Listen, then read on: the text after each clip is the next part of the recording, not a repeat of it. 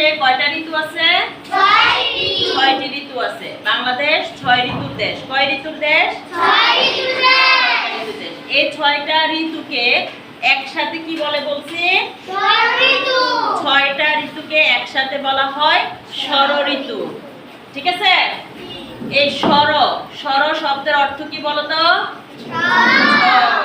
6টি ঋতু। ষড় ঋতু মানে হচ্ছে 6টি ঋতু। 6টা ঋতুকে একসাথে বলা হয় ষড় ঋতু।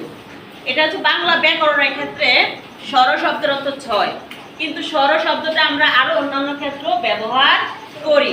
যখন অন্যান্য ক্ষেত্রে আমরা ব্যবহার করব, তখন কিন্তু ষড় শব্দের অর্থ পরিবর্তন হয়ে যাবে।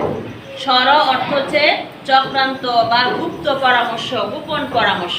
ঠিক আছে? মনে করো আমি বললাম যে আমাদের বাংলাদেশে কয়টি ঋতু? 6টা ঋতুকে কি বলে?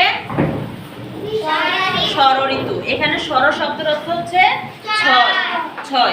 আমি আবার বললাম আমার বিরুদ্ধে ষড়যন্ত্র করা হয়েছে, তখন ষড় শব্দের অর্থটা কি হয়ে যাবে বলতো?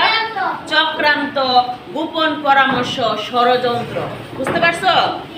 যখন আমরা বাংলা ব্যাকরণে ষড় ব্যবহার করব, ষড় অর্থ 6, আর যখন অন্যান্য বিশেষ ক্ষেত্রে আমরা ব্যবহার করব, সেখানে ষড় শব্দের অর্থ হচ্ছে চক্রান্ত, গোপন পরামর্শ।